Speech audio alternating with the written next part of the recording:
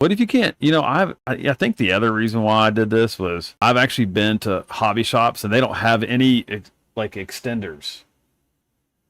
And I'm like, how can y'all not have one? And so I just got mad one day and I just said, screw it. I'm going to start making my own, right? I think that's how I got to this point. What if you need to make a really long extension? Have you ever priced this stuff?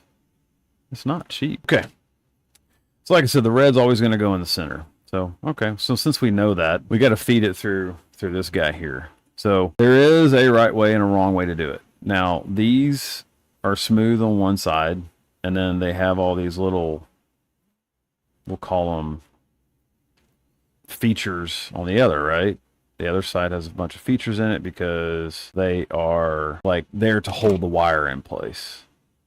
Well, this has like these little clips inside here that's going to hold them there based on those features. So you want to make sure that those features are sticking up, because when you get this pulled through, you want it to work, right? So I just I don't try to force it. I just try to make sure it's all going to work. All right, so now I'm going to check my other connector.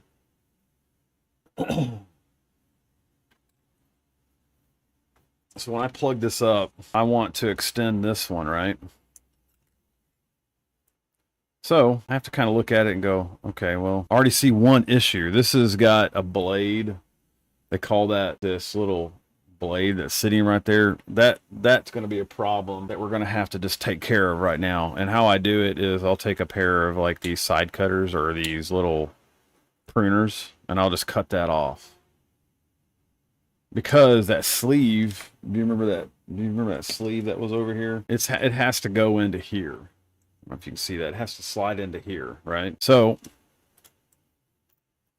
now back to my new wiring harness that I'm making. All I'm trying to ensure is that this is going to be on the correct side. And how you can normally tell is there's usually like little writing on it itself. Way down here, there'll always be some sort of little tiny text. You can kind of see it where the black wire is. There's a little bit of text on each connector. That right there, you can also use just to double check that you're getting the wiring done on the right side or the correct side, right? We're almost there.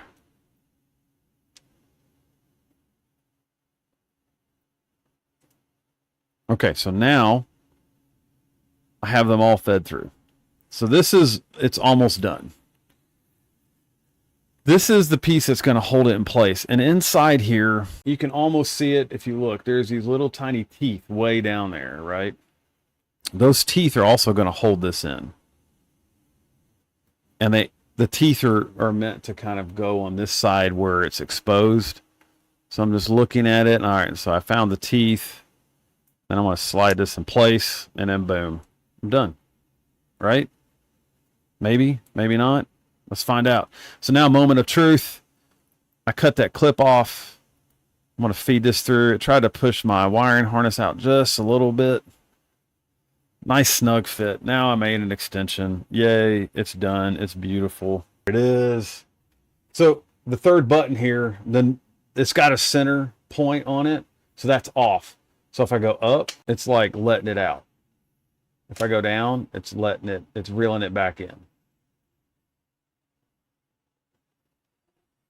Whoops. It got too tight. Hope I didn't mess it up. Let me see.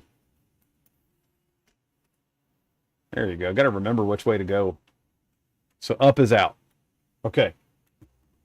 Up is out. Remember that. All right. So, hey, it works. Easy peasy. My connector worked. I did my own connector, right? So you saw how I went through that process. And again, the reason why I just started making my own like little connectors and stuff was because I'm pretty sure it was out of necessity.